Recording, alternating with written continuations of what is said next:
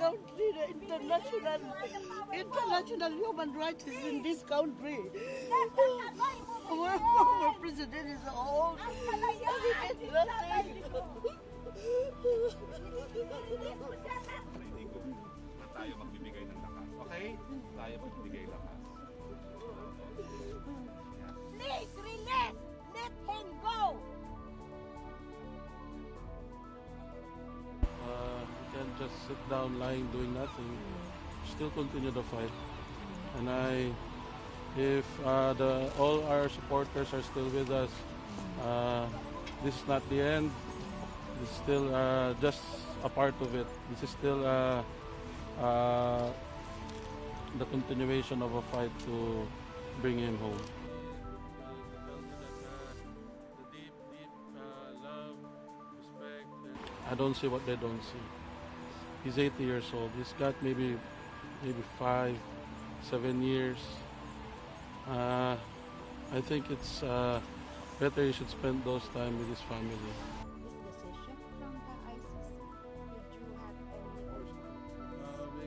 I hope that the ICC court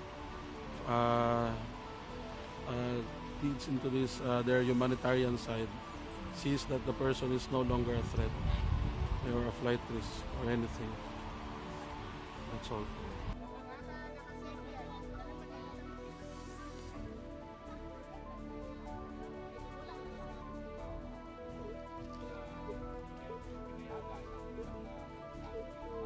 I'm not really into politics, but of course I'm standing for a former president, Rodrigo Roa Duterte, because he has done a lot of things in our country on his